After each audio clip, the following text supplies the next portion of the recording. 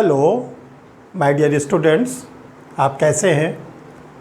आज आप लोग के सामने एक ऐसा वीडियो प्रस्तुत किया जा रहा है जो आपके कैरियर से जुड़ा हुआ है। आप लोग जैसे क्लास 12th के बाद BA LLB में एडमिशन ले लेते हैं क्लैट के थ्रू, या इलाहाबाद यूनिवर्सिटी या BHU वगैरह में, या कुछ स्टूडेंट ऐसे हैं जो ग्रेजुएशन के बाद LLB का एडमिशन लेते हैं, यानी कि 5 साल के बाद आपका 10+2 वाला कंप्लीट हो जाता है, या आफ्टर ग्रेजुएशन वाला जो LLB है आपका वो 3 इयर्स में कंप्लीट हो जाता है। तो आज का जो टॉपिक है क्या करें LLB के बाद, एक बहुत बड़ा ये आप लोग के सामने क्वेश्चन होता है कि LLB के बाद क्या करें। तो देखिए, जो LLB के बाद हमको करना है उसी को लेके आज हम लोग बहुत डिटेल में बात करेंगे। और देखिए, आपको हम शुरू में एक चीज़ बताना चाहते हैं, जिन लोगों ने चैनल को अभी तक सब्सक्राइब नहीं किया है वो चैनल को सब्सक्राइब कर लीजिए। दूसरी बात, आइकन जो बटन है उसको प्रेस कर लीजिए। और अगर आप ये चाहते हैं कि इसी कैरियर की तरह आपका सेकंड पार्ट, थर्ड पार्ट और भी वीडियो मिलता रहे, तो इसके लिए आपको जो है वीडियो को लाइक करना पड़ेगा, तो हमें पता चलेगा कि इसको लोग सेकंड पार्ट चाहते हैं। तो आप क्या करिए, कमेंट बॉक्स में कमेंट्स ज़रूर लिखिए। जब आप कमेंट्स लिखते हैं तब क्या होता है, हमको पता चलता है कि जो हमारे अपने स्टूडेंट्स हैं या जो और लोग इसको देखते हैं वो क्या हमसे चाहते हैं, हम उसको पूरा करने की कोशिश करेंगे। तो देखिए, वीडियो को आप लोग शुरू से लेके लास्ट तक पूरा देखिए, तो इससे ये होगा एक एक चीज़ आपको बारीकी से पता चलेगी। अब हम लोग आते हैं टू द पॉइंट। तो अब जैसे हमने LLB शुरू किया और LLB कंप्लीट हुआ, तो देखिए जो LLB होती है वो चाहे 3 इयर्स वाली हो, चाहे BLLB 5 इयर्स वाले हो, उसको करने के बाद हम लोग के पास 3 बड़े बड़े स्कोप रहते हैं करने के लिए। देखिए, इसको हम डायग्राम से आप लोग को समझा रहे हैं। पहला जो स्कोप रहता है एडवोकेसी का, एडवोकेसी जिसको हम लोग वकालत कहते हैं। दूसरा हम लोग के पास होता है public sector oblique private sector,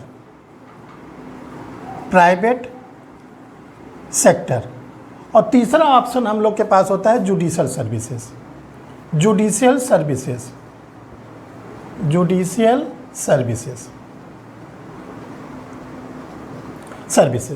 देखिए, अब ये 3 हम लोग के पास मेजर क्लासिफिकेशन है। हम चाहे तो एडवोकेसी की ओर चले जाएं, हम चाहे तो पब्लिक सेक्टर, प्राइवेट सेक्टर में जॉब कर सकते हैं, law officer, legal advisor, law assistant, हम चाहे तो जुडिशियल सर्विस की तैयारी कर सकते हैं। अब देखिए, जिस ओर भी जाना है तो उसके लिए हमको क्या करना है।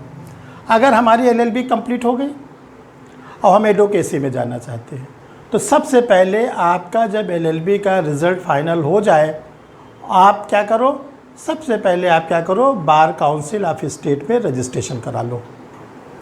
जो बार काउंसिल ऑफ स्टेट में रजिस्ट्रेशन होता है वो रजिस्ट्रेशन हमारा टेम्परेरी होता है 2 साल के लिए, और ये कहा जाता है कि 2 साल के भीतर एवरी 6 मंथ पर, यानी कि 1 साल में 2 बार और 2 साल में 4 बार आपको चांस मिलेगा एडवोकेसी का एग्ज़ाम निकालने के लिए। उसको बोलते हैं बार काउंसिल ऑफ इंडिया की ओर से हर 6 महीने पर जो फ्रेशर लड़के होते हैं, स्टूडेंट्स होते हैं, उनके लिए एग्ज़ाम होता है। अगर रजिस्ट्रेशन के 2 साल के भीतर आपने बार काउंसिल ऑफ इंडिया के टेस्ट को निकाल लिया, पास हो गए, तब आपका जो लाइसेंस है जो बार काउंसिल ऑफ स्टेट से मिला है एडवोकेसी का, वो आपका परमानेंट हो जाता है। लेकिन एक चीज़ ध्यान रखिएगा, अगर 2 साल के भीतर आपने नहीं निकाला, यानी 4 जो चांस आपको मिल रहा है आप फेलोर हो गए, तो आपका जो लाइसेंस है, जो रजिस्ट्रेशन हुआ है बार काउंसिल ऑफ स्टेट में एज ए एडवोकेट के लिए, वो कैंसिल हो जाएगा। फिर दूसरी प्रक्रिया, प्रोसेस को अडॉप्ट करना पड़ेगा। आपको फिर से बार काउंसिल ऑफ स्टेट में रजिस्ट्रेशन कराना होगा, फिर 2 साल का समय मिलेगा, उस 2 साल भी आप निकालोगे। तो ये तो उनके लिए है जिनको कि एडवोकेसी में जाना है। लेकिन अगर जिन्होंने LLB कंप्लीट किया, एक उनको चांस और मिलता है। चांस ये मिलता है कि वो चाहे तो लॉ ट्रेनीज़ का एग्ज़ाम दें। जो लॉ ट्रेनिज का एग्ज़ाम होता है वो हर स्टेट का ऑनरेबल हाई कोर्ट लेता है, उसका टेस्ट होता है। अगर उस टेस्ट में स्टूडेंट पास हो गया तो उसको जो है 11 महीने के लिए एक स्टाइपेंड भी दिया जाता है अप्रॉक्स 20,000 के आसपास, और 11 महीने के लिए किसी हाई कोर्ट के जज के साथ उसको अटैच कर दिया जाता है। इससे क्या होता है, आप ऑनरेबल जस्टिस के साथ बैठकर बहुत सी लीगल प्रोसीडिंग को सीखते हैं। वो भी बहुत ही अच्छा स्कोप इस समय आप लोग के सामने है। अब देखिए, कुछ लोग ऐसे हैं कि स्टूडेंट जिन्होंने 5 ईयर या 3 ईयर्स किया है, वो चाहते हैं कि हम पब्लिक सेक्टर या प्राइवेट सेक्टर में चले जाएं। देखिए, पब्लिक सेक्टर जैसे ONGC है, आपका एयर इंडिया है, इंडियन एयरलाइंस है, ठीक है, या आपका रेलवेज़ है। तो यहाँ पर बराबर समय समय पर लॉ ऑफिसर, लीगल एडवाइज़र और लॉ असिस्टेंट की वैकेंसी एडवर्टाइज होती रहती है। आपको फॉर्म भरना है, वहाँ पे आपका टेस्ट होगा, आपका वाइवा होगा, और आप सेलेक्ट हो गए तो आप पब्लिक सेक्टर में आप लॉ ऑफिसर या जिस पोस्ट के लिए आपने भरा था आप बन गए। अब देखिए, जो प्राइवेट सेक्टर है, बहुत से ऐसे प्राइवेट एजेंसीज़ हैं जो अपने यहाँ लीगल पैनल के लिए वो चाहते हैं कि हमारे यहाँ जो है लीगल पैनल में एडवोकेट्स लोग आ जाए, तो वो भी स्टेटस देते हैं लॉ ऑफिसर का, वो भी स्टेटस देते हैं लीगल एडवाइज़र का, ठीक है। जैसे रिलायंस इंडिया है, इनके यहाँ बराबर वैकेंसी निकलती रहती है। बजाज एलियांस है, वहाँ पे बराबर वैकेंसी निकलती रहती है। ये जो बैंक्स वगैरह होते हैं, HDFC बैंक्स है, सब के यहाँ वैकेंसी निकलती रहती है। तो एक स्कोप आपके सामने है प्राइवेट सेक्टर में जाने का। लेकिन जो तीसरा स्कोप है, जिसकी संख्या बहुत ज़्यादा होती है, जो स्टूडेंट शुरू से जानता है कि हमको जुडिशल सर्विसेज में जाना है। क्यों? जिस दिन हम LLB के फर्स्ट ईयर में आते हैं तो जो हमारे प्रोफेसर्स होते हैं, टीचर्स होते हैं, वो हम लोग को ये सब क्लासिफिकेशन बताते हैं, लेकिन हमको वो ये भी कहते हैं कि देखो भाई, सबसे अच्छा इसमें जुडिशल जॉब है। अब जुडिशल सर्विस के लिए क्या करना है? देखिए, जुडिशल सर्विसेज के लिए जिस दिन आप LLB में एडमिशन लेते हैं, आफ्टर LLB नहीं, जिस दिन आप एडमिशन लेते हैं, चाहे 3 इयर्स का चाहे 5 इयर्स का, आपको क्या करना है? आप एक अच्छे टीचर के गाइडेंस में आ जाइए। वो टीचर जो प्रोफेशनल रूप में सिविल जज की, ADJs की, APOs की, जो जुडिशल सर्विसेज हो तो उसकी प्रिपरेशन कराते हैं। अपना LLB का कोर्स भी करते रहिए और टीचर के गाइडेंस में आकर आप अपना लॉ का और पेपर स्ट्रॉन्ग करते रहिए। जब आपकी LLB पूरी हो गई, आपके पास चांस मिल गए। तो जब ये जुडिशल सर्विसेज क्या होते हैं? स्टेट वाइज, अभी प्रेजेंट टाइम में ये स्टेट वाइज होता है। UP state, MP state, Bihar state, Jharkhand, हर स्टेट अपने यहाँ के वैकेंसी को एडवर्टाइज़ करती है। देखिए, 3 प्रकार की वैकेंसी एडवर्टाइज होती है। एक होता है हायर जुडिशल सर्विसेज, जिससे लोग ADJ बनते हैं। दूसरा होता है सिविल जज जूनियर डिवीज़न। तीसरा होता है असिस्टेंट प्रोसिक्यूटिंग ऑफिसर, जिसको APO बोलते हैं।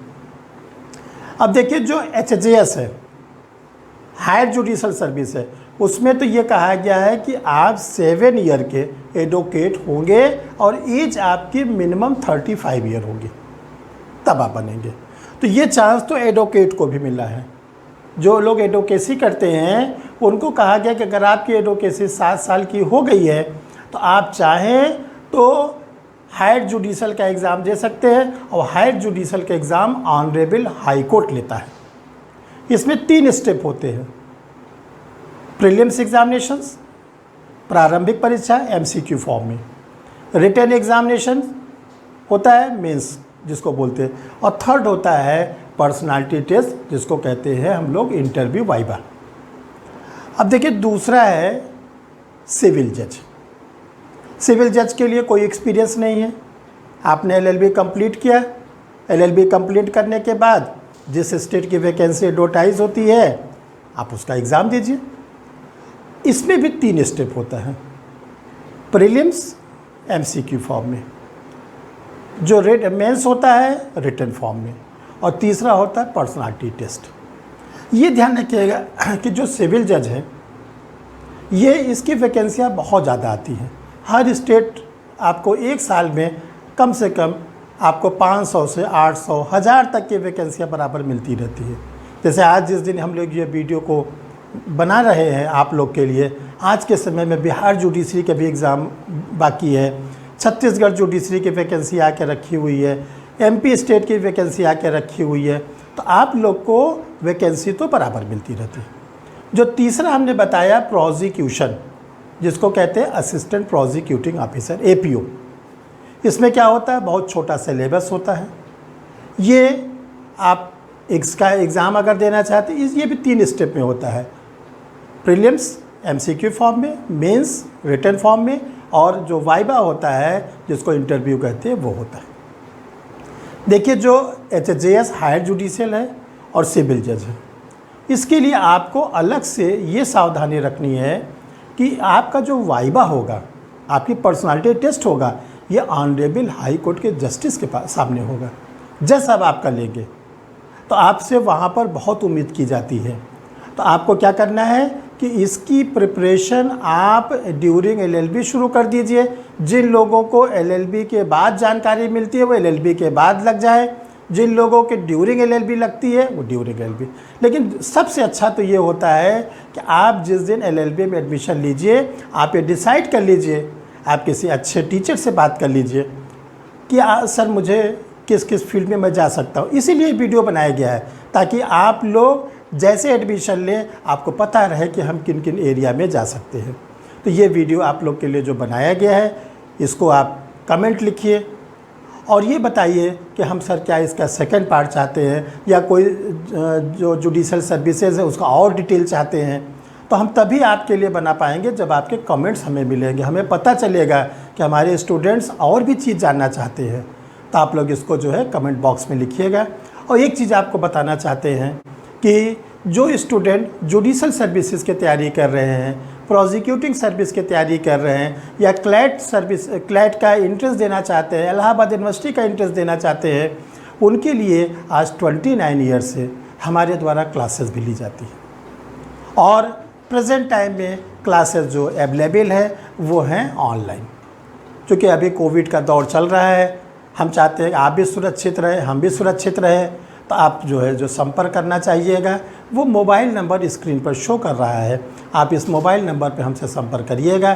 तो आपको बहुत से लीगल लिटरेचर भी हमारी ओर से प्रोवाइड किए जाते हैं, जिसका नाम है परीक्षा रिफ्रेशर। तो वो मैगज़ीन भी आपको मिल सकती है, हमारे क्लास भी मिल सकते हैं और हमारे वीडियो भी मिल सकते हैं। तो आप लोग क्या करिएगा, इसका लाभ उठाइए। और जो अभी तक वीडियो आ चुके हैं, जैसे आप तक आप लोग को कम से कम 16-17 वीडियो भेजे जा चुके हैं, तो आप उसको भी टाइम निकाल के देखिए कि सर ने पिछले वीडियोस में क्या कहा है। जब आप इन सब चीज़ों को करेंगे तो आप देखेंगे कि आप एक लीगल माइंड आपके अंदर डेवलप हो जाएगा, आपका विल पावर स्ट्रांग हो जाएगा, आपको परीक्षा फिर बहुत ईजी वे में लगेगी। ठीक, धन्यवाद, थैंक यू।